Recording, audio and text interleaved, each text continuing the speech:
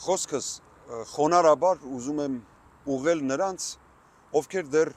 չեն կորցրել իրավիճակը սթափ գնահատելու կարողությունը եւ ովքեր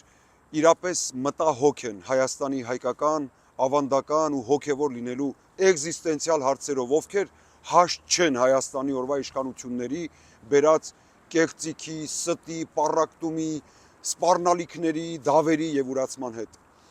Օրերս վարչապետը իր մտքի օվկյան իմաստության շտեմարաններից երկնեց իր հերթական հանճարեղ, կեղծ ու անիմն թեզերը, որոնցից մեկով նա պնդում է, թե մի շարք հայտնի դեպքերում եկեղեցին այլ երկրների շահերն է առաջ մղում, ընդդեմ ՀՀ ինքնիշխանության։ Որ ինքնիշխանության։ Ադրբեջանամետ, թշնամահաճո, անարժանապատիվ, վախկոտ, անսկզբունք եւ հանձնվողական։ Դու հանձնել ես եւ ուրացել հայկական Արցախը 440 վանք ու եկեղեցի, շուրջ 400 միջնադարյան գերեզմաններ, 2385 խաչքար, 181 գյուղ, 12 քաղաք, Հայաստանի Հանրապետության ինքնիշխան, սուվերեն տարածքներ, ինքնիշխանություն, զորոյական կետից եւ նշաձողի իջեցումով, որի արդյունքում անդառնալի մարդկային, հոգեվոր, բարոյական, տարածքային, տնտեսական, անվերջանալի կորուստներ իսկ այս ամենի ֆոնին հայ եկեղեցի, որ դատապարտում է քո ազգուրած ու հայատյաց քաղաքականությունը։ Եվ այս ամենով հանդերձ դեռ եկեղեցին է օտար շահերի սպասարկող։ Աղոթենք ու մտածենք։ Հիմա էլ անպատկառաբար սահմանադրությանն ու օրինականությանը հակառակ այսպես կոչված հայ եկեղեցու բարենորոգում չարափառ արշավը դարձել է ՔՊ կուսակցության նախընտրական ծրագրի կետ, որպեսի ընտրություններում հաջողելուց հետո, որին ես չեմ հավատում, հազարամյա հայոց ինքնության խարիսխ հանդիսացող մեր մայր եկեղեցին հիմնահատակ ավիրելիս